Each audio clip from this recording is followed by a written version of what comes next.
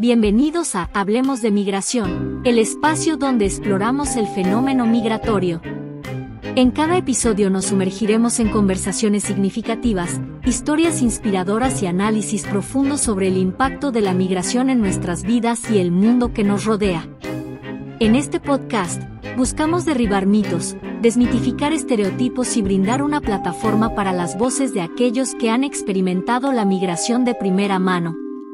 Hablemos de migración. Hola, ¿qué tal? Muy buenas noches a todos. Bienvenidos a un conversatorio más del Frente Amplio de Mexicanos en el Exterior. En esta ocasión vamos a iniciar nuestra tercera temporada de conversatorios. Este año nos vamos a enfocar bastante en lo que es el proceso electoral 2024, enfocado en lo que es mexicanos radicados en el exterior. El día sábado, básicamente terminó el plazo para aquellas personas radicando en el exterior que pudieran tramitar su credencial de elector para que les llegase a tiempo y con ello tener posibilidad de activar su credencial, registrarse para poder ejercer su voto. El límite para el ejercer el voto es el día 20 de febrero, el registro para votar. Este registro para votar, como les comento, vence el 20 de febrero.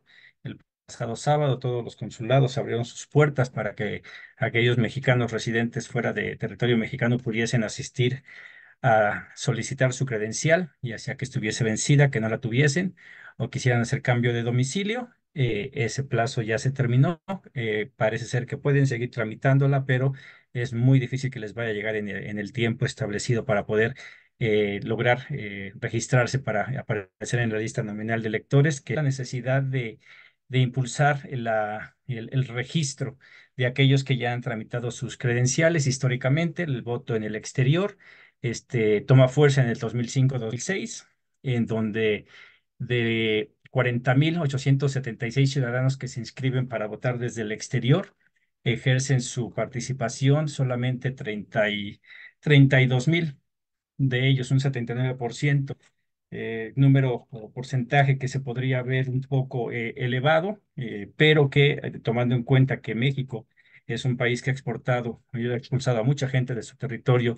Se habla de arriba de 40 millones de mexicanos entre primera, segunda y tercera generación en Estados Unidos. De estos, eh, 11 millones se estima que mínimo 11 millones están indocumentados. Pues el número de 40.000 o 30 y tantos mil, 33.000 que hayan votado es prácticamente nada en comparación del potencial que se tenía y cómo poco a poco este número ha ido aumentando. Para el 2012 fueron 59.115 los ciudadanos que se registraron se registraron para poder votar, de los cuales nada más fueron el 40.000 los que ejercieron su voto. Se ve un incremento, aunque baja en porcentaje, a un 68%. El número de personas que participaron fue mayor.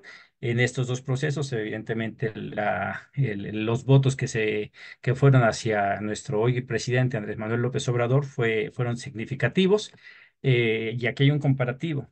Toda esta información es sacada del INE, cual del 2006 al 2012, ese incremento que hay, ¿no? De los sobres postales que fueron recibidos, o sea, de todo lo que se manda y que el INE logra recuperar, suben de 33.000 en el 2006 a 40.000 en el 2012.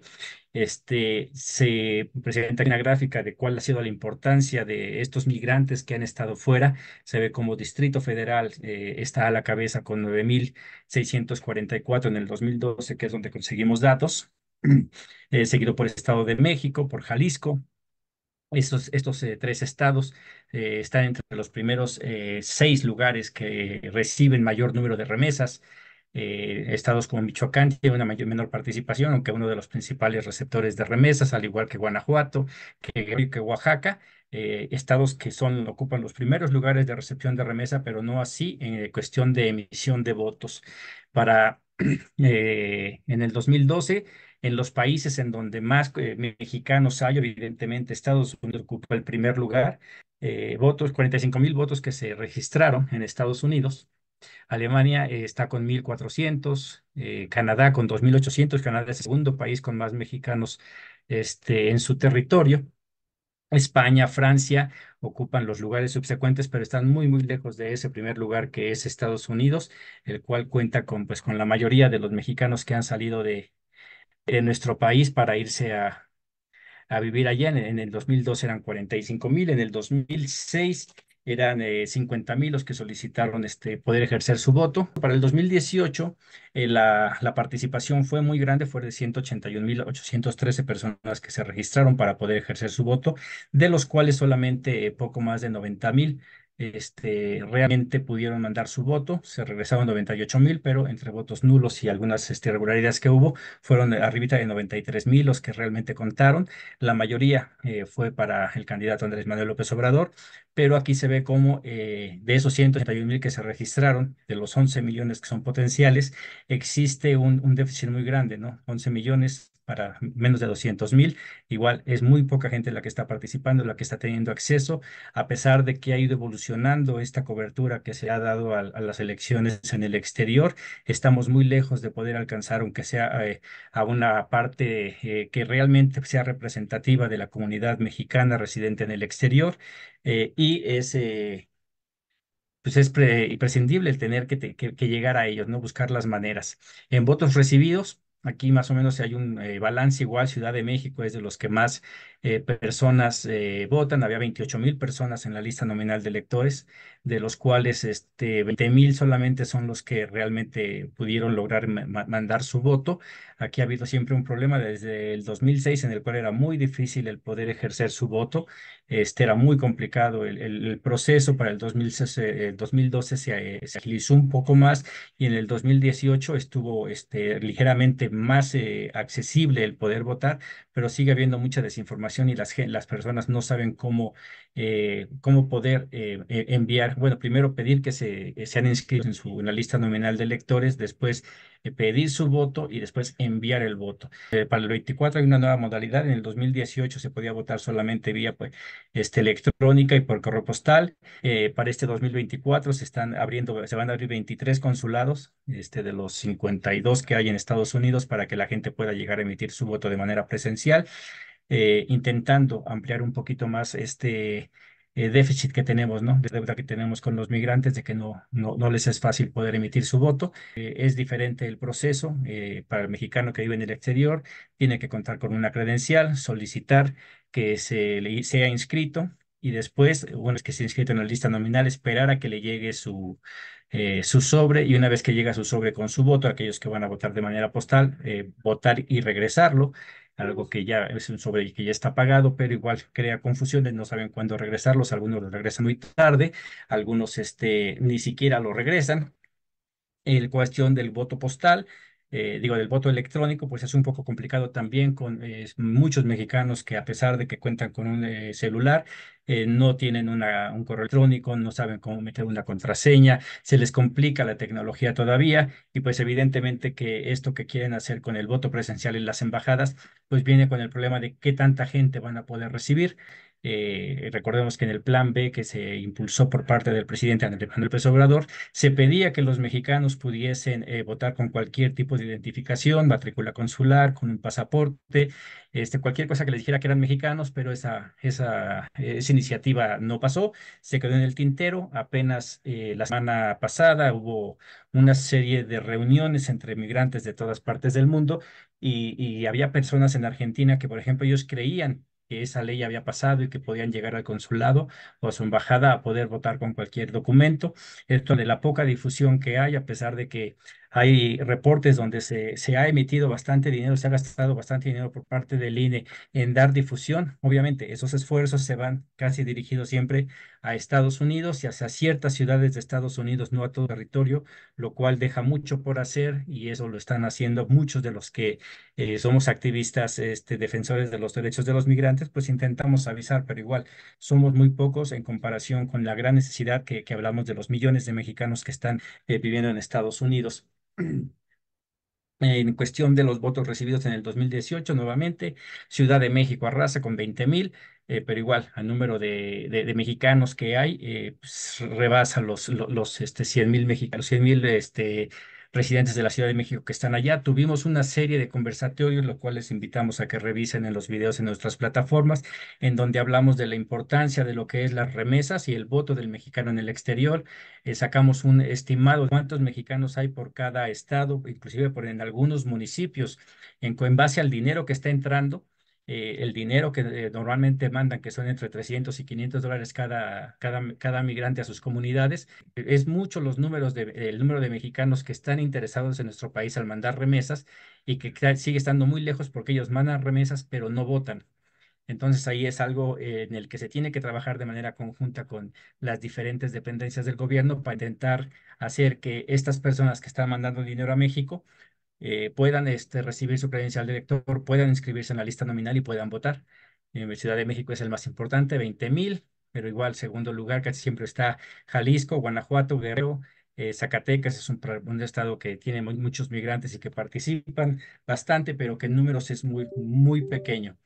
Cuestión de cuáles han sido los resultados, pues históricamente desde que se abre el voto para el mexicano en el exterior, la izquierda, encabezada por López Obrador, del 2006 a la fecha hasta el 2018, fue López Obrador el que jaló más votos, con una presencia muy importante el 2006, 2012 del PAN. Muchos de los mexicanos que sí tienen acceso a tecnología, cierta educación, pueden sacar su credencial de elector, pueden hacer estos trámites de manera más fácil, además de que viven en zonas conurbadas, en zonas céntricas que le permiten un acceso fácil al consulado y que ellos son los que también se han visto favorecidos. Los resultados, pues Morena siempre ha sido como en el 2018 arrasó completamente en el voto en el exterior, obviamente seguida ahí por ahora sí que PAN, PRI, Movimiento Ciudadano tuvo algunos votos, PT, Verde también, pero muy, muy lejos de lo que es Morena. En el 2018, de los 28,803 personas que se registraron tan solo para Ciudad de México, nada más 20,000 votaron, o sea, 8,000 quedaron sin posibilidad. Estado de Jalisco, otro de los más importantes, se registraron 16,000, votaron solamente 8,500. En Guanajuato, un estado panista, un estado es el tercer lugar en recepción de remesas, que te ha expulsado a muchos migrantes, a muchos mexicanos, el día de hoy sigue gobernado por el PAN. Recordemos que una vez que llega Vicente Fox a la gobernatura de Guanajuato, el PAN se ha mantenido ahí en el poder y antes del PAN estuvo el PRI. Parece ser que es tiempo de enfocarnos en Guanajuato para que se refleje esa necesidad de que el pueblo está siendo explotado ahí, los pobres están siendo expulsados hacia Estados Unidos y son ellos los que están generando un buen ingreso de remesas a Guanajuato. De los 11,000 que votaron, 4,800 fueron los que lograron votar. Y aunque ganó en ese voto el Morena, estuvo muy cerca también. No se ve tanta la diferencia entre Morena y la oposición. En cuestión de resultados en Puebla, otro estado con buen ingreso de remesas, con muchos poblanos en Estados Unidos, de 10,000 que se registraron, solamente poco menos de 5,000 lograron emitir su voto. En Chiapas, uno de los estados también más pobres acá, 2,500 que votaron, que se registraron, solamente 1,101 pudieron ejercer su voto. Lo mismo en Morelos, estado que fue ganado por la coalición PT Morena PES, de 3,500, solamente 1,800 votaron. Y Yucatán, de 1,000 personas que se registraron, solamente 681 fueron los que emitieron su voto. En cuestión de la revocación del mandato, baja bastante los números, es algo que pues era por primera vez que se hacía, pero que hay una participación importante de los migrantes. 17,000 se registraron, solamente votaron 8,000. Que vean el enorme trabajo que aún hay. Muchos han creído que una vez que ya se terminó con el hecho de hacer que la gente sacara su credencial, no, ahora viene un doble esfuerzo por hacer que esos que sacaron su credencial, reverificar que les va a llegar, asegurarnos que se van a registrar para poder emitir su voto, pero aún así después de eso asegurarnos que pueden emitir su voto, porque los números dicen que una vez que se registran a la lista nominal de electores de mexicanos residentes en el exterior, el 50% no vota. Revocación del mandato, si recordamos los números en Estados Unidos de la gente que pedía sus votos en el 2012 era arriba de los 40,000, en el 2000, para revocación del mandato solamente 13,000, lo mismo Canadá 900, España 500 y así hacia abajo el número de mexicanos que se interesaron por esta revocación del mandato, que era algo normal por ser primera vez que pasa. También para informarle a la comunidad de mexicanos en residentes en el exterior que hay mucho más que una elección para presidentes, que vienen en 3 años elecciones para diputaciones locales, que van a venir algunas, puede inclusive, ojalá y la doctora Claudia Sheinbaum impulse nuevamente la revocación de mandato para ir haciendo esto una práctica y que en dado caso de que ojalá y nunca pase que la derecha vuelva al poder, poder asegurarnos que ya estamos, sabemos cómo impulsar una revocación del mandato y poder quitar esos malos gobiernos. Y apenas el año pasado tuvimos elecciones en tres estados, Coahuila, en el cual Morena no logró la victoria, pero en cuestión, en el estado, Morena no ganó, pero en cuestión de los mexicanos radicándose en el exterior, los números dicen que son más allá los que quieren a Morena, ¿no? En este caso fueron 367 contra 199 del PAN, lo cual quiere decir que si impulsamos la credencialización y la participación de los coahuilenses en el exterior, puede cambiar la realidad de este estado. Estado de México, tanto en el exterior como aquí dentro, pues la maestra Delfina arrasó, se llevó la elección bastante bien, es algo que debemos de continuar, no dejamos de dejar que esto pase. Y Tamaulipas, igual, Morena también gana, tanto en el interior como en el exterior, además de la senaduría. Entonces, ahí está la tarea que hay que hacer, que es registrarse este 20 de febrero y vemos cómo los estados, principales estados receptores de remesas, también tienen una buena participación, pero estamos muy, muy lejos de lo que se debería de esperar en estas participaciones, porque es necesario. eh, Porque en las acciones de gobiernos que ha tomado el actual gobierno de Andrés Manuel López Obrador se ha dedicado bastante a encaminar o poner las bases para esta cuarta transformación. Lamentablemente, lo que es en cuestión de mexicanos en el exterior, estamos muy lejos de poder tener ciertos beneficios. Seguimos con quejas de cómo está el asunto en los consulados, y esto es debido a que, si bien López Obrador sabe la importancia de los mexicanos residentes en el exterior, hay cosas más apremiantes como es sacar al sureste de México de esta pobreza tan grande, que es en donde se enfocaron estas obras de las grandes obras de este gobierno, en especial el Tren Maya, esto para impulsar este desarrollo y ayudar para que los mexicanos dejen de tener la necesidad de emigrar, de tener que buscar un mejor futuro hacia Estados Unidos. Es importante entonces por ello que de aquí en adelante la participación ciudadana en el exterior empiece a poder agarrar más fuerza. ¿Y esto para qué? Porque igual es un proceso que sale bastante caro. En el 2006, como decía, fueron 270 millones de pesos que se gastaron nada más para la difusión del voto en el exterior, de los cuales la participación fue muy poca en consideración con el potencial que tiene. Para el 2012 fue un poco más económico, 160 millones, pero volvió a subir en el 2018 a 265 millones de pesos y para este 2024 a 261 millones de pesos. Entonces hay un gran trabajo que se hace, pero cuando no tenemos la participación, no ha habido aquí un análisis por parte del INE para ver por qué es lo que está pasando, por qué es que los mexicanos que están en el exterior no se están acercando a poder votar.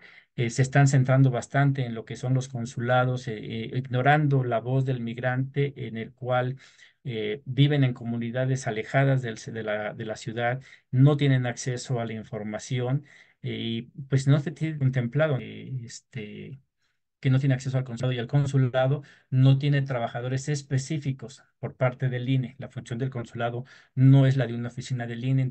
Si hablamos de 11 millones de indocumentados y vemos que nada más están votando, en el caso del 2018, 93,000 votados, está sumamente lejos. O sea, eso habla de una necesidad muy grande de poder llegar a ese mexicano que no está accediendo. O sea, si quitamos 100,000 de 11 millones, pues nos quedan 10,900,000 mexicanos que no están ejerciendo su derecho al voto y que podrían. Si nos vamos a las estadísticas de lo que pasa en México, que nada más un 60% normalmente vota, inclusive dentro de la comunidad allá migrantes, si nos bajamos al 40%, pues seguimos muy lejos. O sea, tendríamos que haber estado para este 2018, 24, hablando ya de millones de mexicanos que estarían ejerciendo su voto. En la actualidad son 1,5 millones, fue el último dato que yo logré encontrar de cuántos mexicanos habían solicitado su credencial de elector. En el 2018 fueron menos de 1 millón, arriba de 900,000 que pidieron esta credencial. Tenemos diputaciones migrantes, la cual obviamente pues la diputación es la representación, la persona que representa exactamente al pueblo. Aquí la cosa es a quién están representando estos diputados. ¿Por qué? Porque no pueden hablar por 11 millones, noventa y tantas mil personas. Y los diputados migrantes que tenemos, pues vemos que fueron electos por la figura de acción afirmativa, lo cual fue para darle ciertos espacios. Entonces, esa es la importancia de la participación masiva y es lo que tiene la gente que estamos impulsando el registro en el exterior y la participación de los mexicanos allá, es que tiene que ser masiva para que se empiecen a tomar en cuenta a estas personas, porque si no, caemos a esos pequeños grupos que ya han concentrado el poder porque tienen los medios, porque tienen la facilidad de poderse presentar ante algunos medios de difusión y ser la cara aparentemente de la comunidad migrante cuando en realidad no lo es. O sea, son muchos huecos que se quedan y esto es ante la falta de una participación masiva. El mexicano normalmente en todos los foros entra, habla, queja, critica bastante con muy justa razón, pero se quedan hasta ahí. Hace falta el siguiente impulso que es el empezar a organizarnos y cómo se organiza, pues el primer paso es el voto. Si se logra votar de una manera, para este va a estar medio complicado porque los números que estaban dando hace unos días era todavía de arriba de 70,000 personas que, este, 70,000 personas que ya habían lograr meter su registro. Yo todavía antier estuve haciendo llamadas con personas para recordarles que ya se estaba venciendo el plazo para registrarse, para votar. Como buen mexicano parece ser que lo dejan al final y no nada más hablo del mexicano de a pie, ¿no? Inclusive el INE y el consulado, ya en los últimos meses empezaron a promocionar el voto. Es algo que tenían que haber hecho desde mucho antes, ¿no? Dejarlas sin citas, el poder obtener su credencial de elector, o empezar a dar panfletos, siquiera a lo mejor en los consulados, o sea, ver los mecanismos para poder hacer que la gente supiera. eh, Ahorita, por ejemplo, hablan aquí eso del requisito para ser migrante.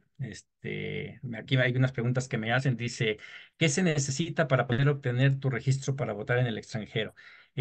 Para este año, del 2024, se necesita tener una credencial del INE vigente. Todavía en el 2018 se pudieron utilizar inclusive INES que ya estaban vencidas. Para este 2024 la credencial tiene que ser vigente, ya sea con dirección en Estados Unidos o con dirección de México, pero tiene que ser vigente. Y ahí hay una liga en la cual es para que te registres, te piden el número de tu INE, de tu clave de elector y después te ponen un número, CIC, que ese viene en la parte de atrás, que es algo en lo que muchos mexicanos allá se han confundido. Yo pienso que los que viven en México no tienen la menor idea qué número es ese, pero el que está en el exterior sí les piden números y no encuentran un número de 9 dígitos, porque el que viene es de 10. Lo que no saben es que el último dígito no cuenta. Entonces ponen los primeros 9 y ahí queda.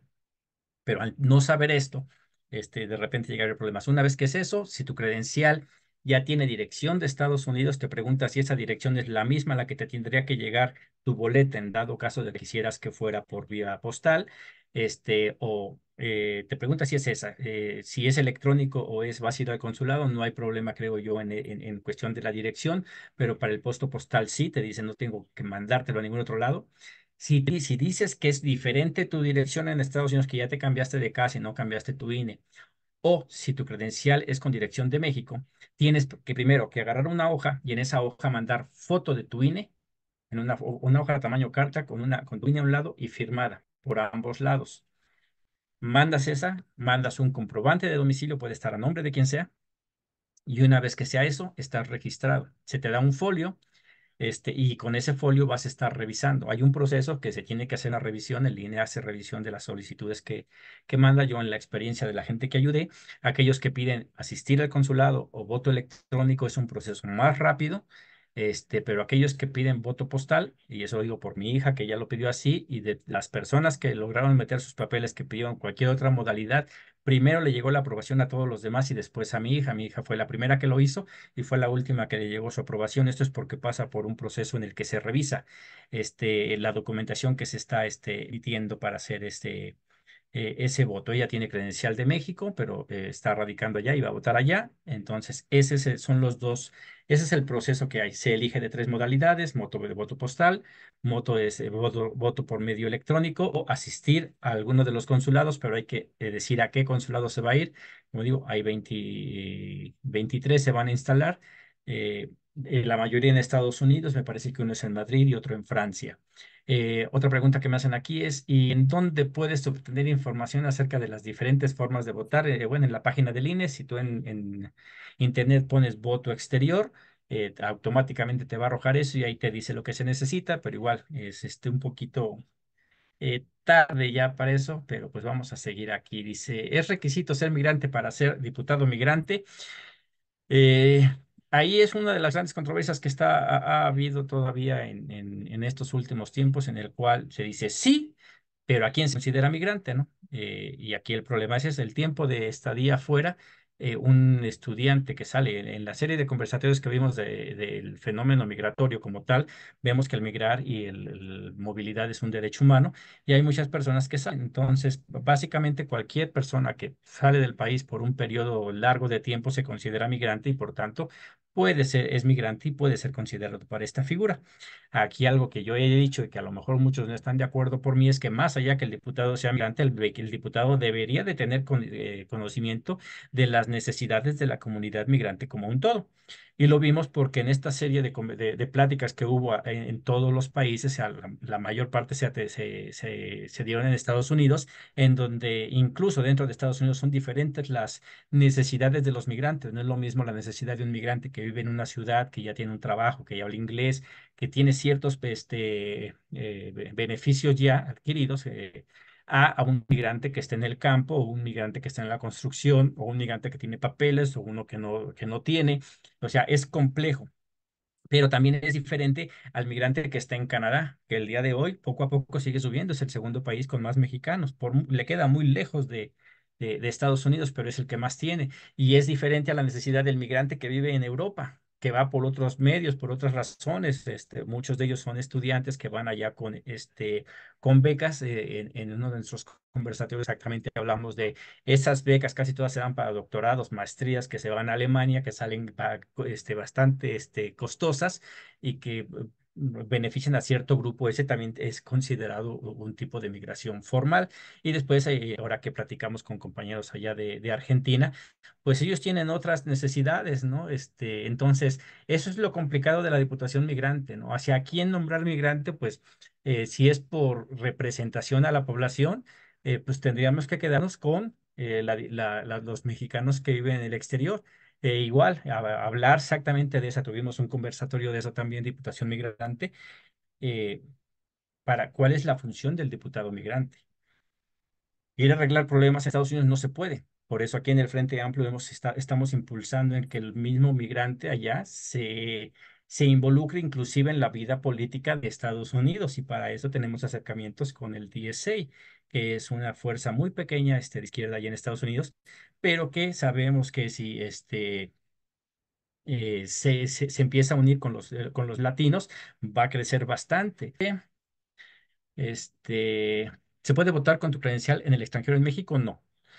Para que un mexicano dentro o fuera del país pueda votar, se necesita que esté inscrito en la lista nominal de electores en México y en la lista nominal de electores de mexicanos residentes en el exterior en Estados Unidos. ¿Cuál es la diferencia? En México, una persona cuando hace un cambio de domicilio va a sacar su vida nueva y él ya queda inscrito en esa lista nominal de electores.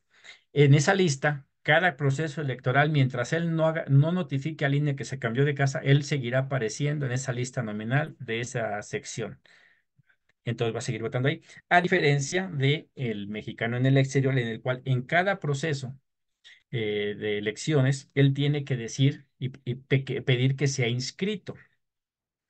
Y hay iguales tema de debate. Muchos están queriendo que se elimine eso, que quiten esa traba para que una vez que yo me inscriba, ya quede ahí. Entonces, cuando un mexicano llega para acá, tiene que hacer el cambio de domicilio, si no, no podría votar. Ese es el requisito en donde sea aquí y allá. El contexto del por qué ya terminó una etapa acá y que la invitación, al menos del Frente Amplio, será, vamos a dejar a un lado la credencialización, pero la vamos a iniciar el día 3 de junio nuevamente.